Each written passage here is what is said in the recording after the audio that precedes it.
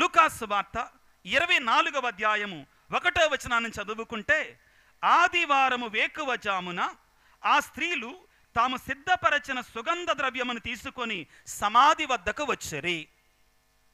ఎవరొస్తున్నారండి? స్త్రీలు వస్తున్నారు. ఎందుకు వస్తున్నారు? యేసు ప్రభు ఉత్థానమైపోయాడు, ఆయన చెప్పాడు కదా, 3వ రోజు లేస్తానని చెప్పాడు కదా, ఉత్థానమైన యేసు ప్రభువుకి హారతులు పడదాం అని వచ్చారు కదా, లేకపోతే ఉత్థానమైన యేసు ప్రభువుకి స్వాగతాన్ని పలుకుదాం అని వచ్చారు కదా, లేకపోతే ఉత్థానమైన యేసు ప్రభు దగ్గరికి వెళ్ళి హల్లెలూయా ప్రైజ్ ది లార్డ్ అని చెబుదామని వచ్చారు కదా. రాలేదండి, చచ్చిపోయిన శవాన్ని చూడటానికి వచ్చారు. ఉత్థానమైన క్రీస్తు కొరకై ఎదకలా వాళ్ళు ఏం తెచ్చారు? వాళ్ళతో పాటు ఏమి తీసుకొని వచ్చారు? అత్తరులు తీసుకొని వచ్చారు. యూదుల యొక్క సంప్రదాయం ప్రకారం ప్రియులారా, ఒక వ్యక్తి చనిపోయిన తర్వాత అతనికి ఎంబామింగ్ చేస్తారండి. ఎంబామింగ్ అంటే శరీరానికి కొన్ని రకాల సెంట్లు, అత్తరులు పూస్తారు ప్రియులారా. కానీ యేసు ప్రభుకి అది జరగల. కారణం ఏమిటి అంటే, యేసు ప్రభు మరణించినటువంటి రోజు సబ్బాతు దినానికి కొన్ని గడియల ముందు, కాబట్టి వాడికి అవకాశం దొరకల. కాబట్టి యేసు ప్రభు శరీరాన్ని వాళ్ళు అభిషేకించలా. కాబట్టి వారు మరణించినటువంటి 3వ రోజున ప్రియులారా, కొంచెంసేపు కూర్చోండి కొద్దిసేపు తర్వాత, యేసు ప్రభు మరణించిన తర్వాత సబ్బాతు దినము కాబట్టి సబ్బాతు దినమున వారు సమాధులు సందర్శించకూడదో గుర్తుపెట్టుకోండి. కాబట్టి సబ్బాతు దినము గడిచిన వెంటనే తెల్లవారుతుండగానే వాళ్ళు ఎంత ప్రేమతో వచ్చారో చూడండి యేసు ప్రభు దగ్గరకి. ఈ సందర్భంగా మనం తప్పనిసరిగా స్త్రీలని అభినందించాలి. వారిలో యేసు ప్రభు మీద ఉన్న ప్రేమని మనందరం తప్పనిసరిగా అభినందించాలి. పురుషులందరూ ఒకసారి స్త్రీలకు చప్పట్లు కొడతారా? రెండు మనసుతో సంతోషంగా కొంచెం గట్టిగా కొడతారా? స్త్రీలారా, వాళ్ళల్లో ఒక తెలియనటువంటి విశ్వాసం అండి. ఇప్పటికీ కూడా స్త్రీ సభ నడుస్తున్నటువంటిది స్త్రీల యొక్క విశ్వాసాన్ని బట్టే, వారి యొక్క బలమైనటువంటి నమ్మకాన్ని బట్టే ప్రియులారా. ఈ స్త్రీలు ఇదిగో వాళ్ళు కదిలారు, at least they moved towards the tomb. కానీ శిష్యులందరూ కూడా దాక్కున్నారండి. ఈ సందర్భంగా ప్రియులారా, మనందరం కూడా ఆత్మ పరిశీలన చేసుకోవాలి. ఈనాటి క్రైస్తవులు కూడా ఆనాటి స్త్రీలలాగానే ఉన్నారేమని భయం వేస్తుంది. ఇంకా ఆధునిక ప్రపంచంలో ఉన్న క్రైస్తవులు కూడా ప్రియులారా, చనిపోయిన క్రీస్తు ప్రభువే కావాలని కోరుకుంటున్నారు. సిలువ వేయబడిన క్రీస్తు ప్రభువే కావాలని కోరుకుంటున్నారు. శ్రమలు పొందుతున్న క్రీస్తు ప్రభువే కావాలని కోరుకుంటున్నారు. మీరందరూ నాతోటి నిజం చెప్పండి. ఎక్కువ మంది క్రైస్తవులు ఎప్పుడు దేవాలయానికి వస్తారు? తపస్సు కాలంలోనా, ఈస్టర్ కాలంలోనా? తపస్సు కాలంలో. శ్రమలంటే మనకిష్టం, సిలువ మీద ఉన్న యేసు ప్రభు అంటే మనకిష్టం. ఉత్థానమైన క్రీస్తును మనం ఎక్కువగా పట్టించుకోవటల్లా. ఆధునిక క్రైస్తవ్యం కూడా ఇలాగా మారిపోయిందండి, బాధాకరమైన విషయం. ఇంకా కొన్ని చోట్ల కొన్ని మేత్రాసనాలలో దీక్షను స్వీకరించి 40 దినాల పాటు ప్రియులారా తీక్షణంగా ఉపవాసాలు ఉన్నటువంటి వారు ఉన్నారు. దీక్షను స్వీకరించి తీక్షణంగా దేవుని అనుసరించినటువంటి వారు ఉన్నారు. కానీ బాధాకరమైన విషయం ఏంటంటే, ఆ దీక్ష గుడ్ ఫ్రైడే తోటి ముగుసుద్ది. మరి ఆ పవిత్ర శనివారం రోజున అందరి గురించి కాదండి, కొందరు గురించి వాళ్ళు ఫుల్లుగా కొట్టేసేసి హ్యాపీగా పడుకున్నారు. యేసు ప్రభు ఉత్థానములో పాలు పంచుకోవటంలా చాలామంది. ప్రియులకు దేవుని బిడ్డలారా, అసలు పండగ క్రైస్తవునికి ఈ రోజు ప్రియులారా. ఈ పండగ లేకపోతే క్రైస్తవ విశ్వాసం లేదు, క్రైస్తవునికి రక్షణ లేదు. ఈ జాగరణను ఏమంటారో తెలుసా? తల్లి జాగరణ అంటారండి. ఉత్థాన జాగరణని తల్లి జాగరణ అంటారు. ఈ జాగరణ అన్నిటికంటే కూడా తల్లి జాగరణ. ఆదిమ క్రైస్తవ సంఘాలలో ప్రియులారా, జ్ఞాన స్నానాలు సంవత్సరం అంతా ఇచ్చేవాళ్ళు కాదు. Only on Easter Sunday there use to be baptisms. On no other day, వేరే ఏ రోజున కూడా జ్ఞాన స్నానాలు ఉండేవి కావండి. దివ్య సప్రసాదం ప్రియులారా తరువాత వచ్చే ఆదివారం ఉండేది. అందుకే అందరు తెల్లబట్టలు వేసుకొని వస్తారు. ప్రభునందు ప్రియ సహోదరి సహోదరులారా, ఈ రోజున మనందరం ఆత్మ పరిశీలన చేసుకోవాలి. నీవు ఎటువంటి క్రీస్తు కొరకై ఎదుగుతున్నావు నీ జీవితంలో? ఎటువంటి యేసు ప్రభువు కొరకై ఎదుగుతున్నావు నీ జీవితంలో? మరణించినటువంటి యేసు ప్రభువు కొరకై వెతుకుతున్నావా? సజీవుడైనటువంటి దేవుని కొరకై వెతుకుతున్నావా నీ జీవితంలో? ఆత్మ పరిశీలన చేసుకో. తరువాత వాక్యములో ప్రియులారా ఏమని చెప్తుందంటే, లూకాసు వార్త 24వ అధ్యాయము 2వ వచనములో, సమాధి ద్వారము మూసి ఉన్న రాయి దొర్లింపబడి ఉండుట వారు చూచిరి. వారు సమాధిలోనికి వెళ్ళి చూడగా ప్రభు అయిన యేసు దేహము వారికి కనిపింపలేదు. ప్రియులారా, వారి యొక్క మనస్సులలో ఏ విధముగా ఉంది, వారి ఊహలు ఏ విధముగా ఉన్నాయి? మేము వెళ్ళగానే సమాధిని రాయి మూసివేయబడి ఉంటుంది. వాక్యాన్ని చదువుకుంటే మత్తయి శుభవార్త 28వ అధ్యాయం 1వ వచనం నుంచి మనం చదువుకుంటే, అదేవిధంగా మార్కు సువార్త 16వ అధ్యాయం 1వ వచనం నుంచి మనం చదువుకుంటే, ఆ స్త్రీలు తమలో తాము అనుకుంటుంటారండి. ఆ స్త్రీలు తమతో తాము అనుకుంటుంటారు ఏమని? మనం ఇప్పుడు వెళుతున్నాం వేకువజామున, మనకి ఆ సమాధిని మూసినట్టు రాయిని ఎవరు దొర్లిస్తారు అని వాళ్ళల్లో వాళ్ళు అడుగుకుంటుంటారు, ప్రశ్నించుకుంటా ఉంటారు. ప్రియులారా, నీవు నేను కూడా ఈ సమాధి మీద ఉన్న రాయి వలె మనము కూడా రాళ్లను మోస్తున్నామా మన జీవితంలో? మన జీవితము, మన కుటుంబాలు కూడా పాపమనే రాళ్ల చేత కప్పబడి ఉన్నాయా? మన జీవితాలు, మన బ్రతుకులు కూడా పాపమనే సమాధి రాళ్లను మోస్తూ ఉన్నామా?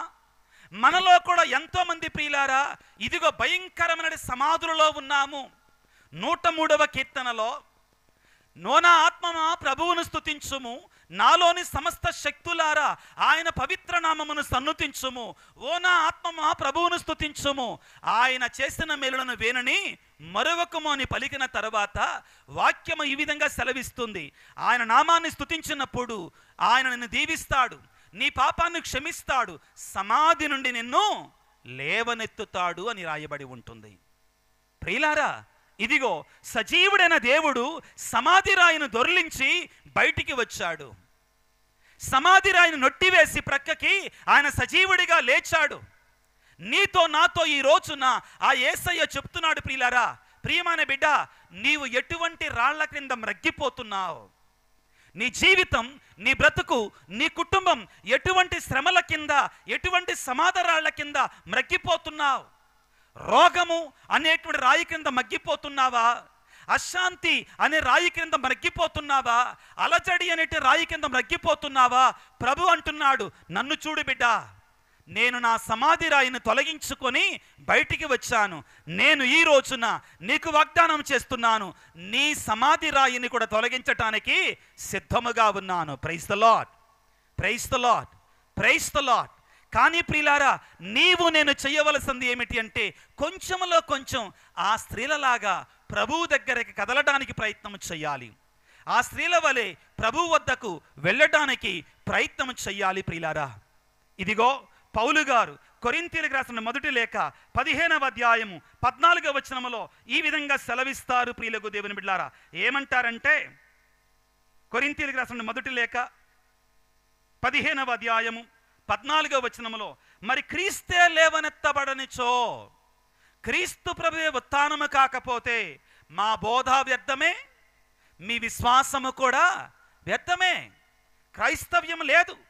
యేసు ప్రభు సజీవుడిగా లేవకపోతే క్రైస్తవ్యం లేదు. ప్రియులారా, క్రైస్తవ్యం అనేటి మతం, విశ్వాసం క్రీస్తు ప్రభు యొక్క పునరుత్థానం అనే పునాదుల మీద కట్టబడినటువంటిది. దీన్ని మనం గుర్తుపెట్టుకోవాలి. ప్రియులారా, ఈ మాట గుర్తుపెట్టుకొని జాగ్రత్తగా ఆలకించండి. యేసు ప్రభువు అదే బెత్లెహేము నగరంలో జన్మించి, అదే కఫర్నాము ప్రాంతంలో, గలిలయ ప్రాంతంలో సేవ చేసి, అద్భుతాలు చేసి, ఆశ్చర్యకార్యాలు చేసి, శిలువ మీద మరణించి, సమాధిలోనికి వెళ్ళి తిరిగి లేవకపోయినట్లయితే ఆయనను దేవుడిగా అంగీకరించేవారు కారు. క్రీస్తు ప్రభు యొక్క జననానికి, ఆయన చేసిన అద్భుతాలకి, ఆయన శిలువ మరణానికి పరమార్థాన్ని చేకూర్చేది ఈ ఉత్థానమే.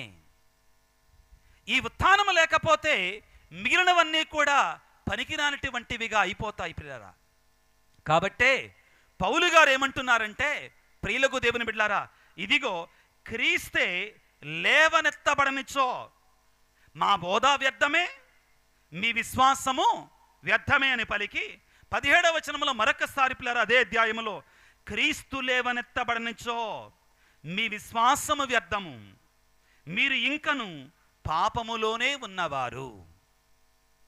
క్రీస్తునాథుని యందు మిక్కిలి ప్రియ సహోదరి సహోదరులారా, క్రైస్తవులంగా మనందరం గుర్తుపెట్టుకోవాలి, మనం ఉత్థాన క్రైస్తవులం. ప్రభు మనకు ఉత్థాన భాగ్యాన్ని ఇస్తానని వాగ్దానము చేశాడు.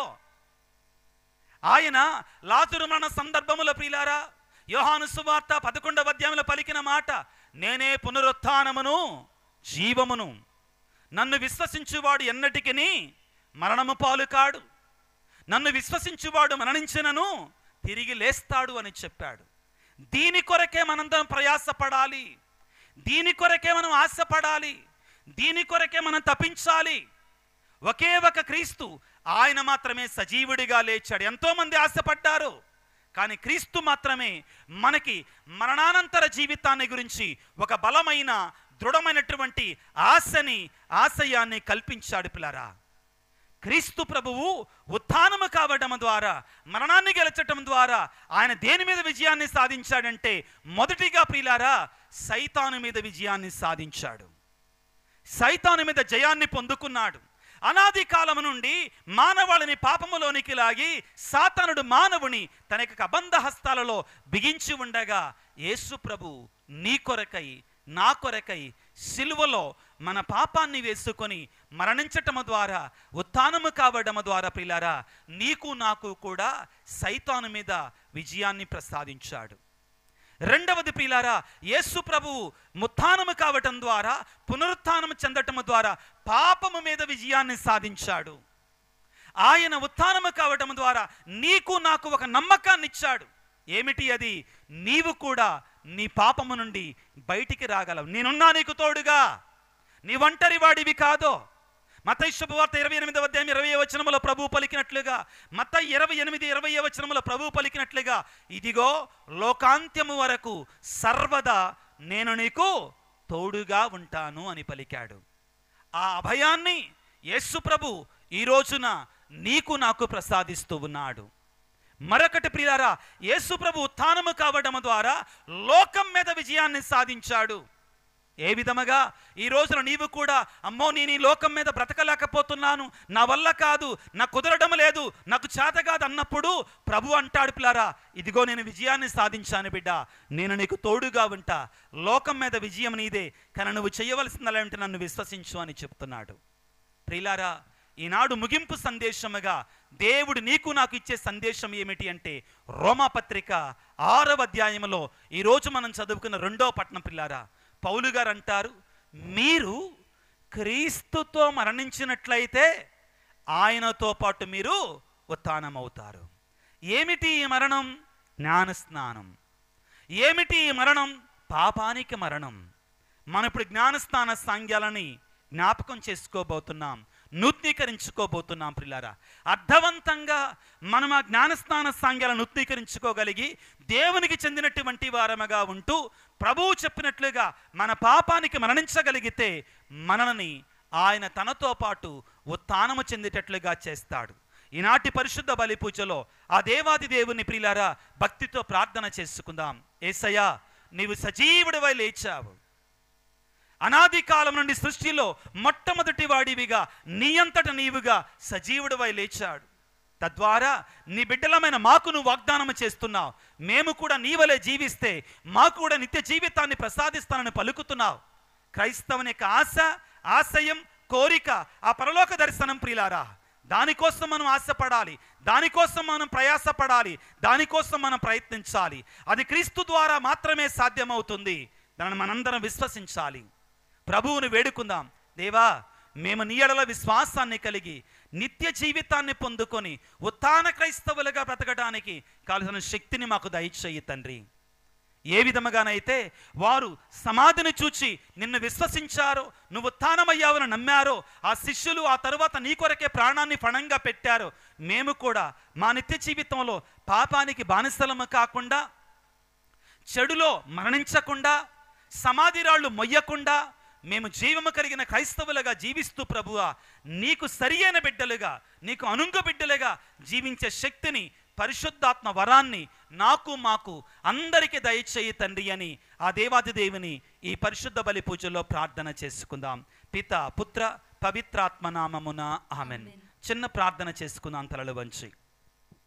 సర్వశక్తిమంతుడా, సర్వోన్నతుడా, యేసురాజా, ఈనాడు మేమందరము కూడా ఈ అర్ధరాత్రి సమయంలో నీ ఉత్థానాన్ని, నీవు మరణాన్ని జయించడాన్ని, సైతానుపై విజయాన్ని పొందడాన్ని, పాపాన్ని పాతాళంలో తొక్కటాన్ని ఒక పండుగగా, ఒక విజయగాథగా కొనియాడుకుంటుండగా, ప్రేమామయుడా, మృత్యుంజయుడా, మరణాన్ని గెలిచిన దేవా, మమ్మందరిని దీవించండి, ఆశీర్వదించండి. నీ ఉత్థాన శాంతిని, సమాధానాన్ని మాకు, మా కుటుంబాలకి, మా బిడ్డలకి, మా విచారణకి, మా గురువులకి సమృద్ధిగా దయచేయండి. అలనాడు మీరు శిష్యుల వద్దకు వచ్చినప్పుడు మీకు శాంతి కలుగునుగాక అని పలికారు. ఆ నిజమైన శాంతిని, సమాధానాన్ని మాకందరికీ దయచేయండి. ఆనాడు మీరు అపోస్తలులతో మీరు పరిశుద్ధాత్మను పొందండి అని పలికారు. ఆ పరిశుద్ధాత్మ వరాన్ని మాకందరికీ అనుగ్రహించండి. ఓ ప్రేమామయుడా, ఓ మృత్యుంజయుడా, ఈనాడు నీ సన్నిధిలోకి వచ్చినటువంటి ఈ నీ బిడ్డలను ప్రత్యేకమైన రీతిలో నీ ఉత్థానమైన చేతులతో దీవించండి, ఆశీర్వదించండి. అనారోగ్యంతో బాధపడుతున్న బిడ్డలకు మంచి ఆరోగ్యాన్ని, కుటుంబంలో శాంతి సమాధానం అంటూ వారికి నిజమైన శాంతిని, సమాధానాన్ని, వివిధ రకాల ఇబ్బందులతో, ఆర్థిక ఇబ్బందులు కావచ్చు, గర్భఫలము లేక కావచ్చు, బిడ్డల సమస్యలతో కావచ్చు, చదువుల విషయమై కావచ్చు, వివాహ విషయమై కావచ్చు, జీవితంలో స్థిరపడటం, ఉద్యోగ విషయమై కావచ్చు, ఆర్థిక ఇబ్బందులు కావచ్చు. ప్రభువా, ఎటువంటి సమస్యలలో ఉన్నటువంటి వారందరినీ కూడా మీరు లేవనెత్తండి. వారి జీవితాలలో ఉత్థాన వెలుగుతో నింపమని మా నాథుడైన క్రీస్తు ద్వారా వేడుకొనుచున్నాము తండ్రి. ఆమేన్.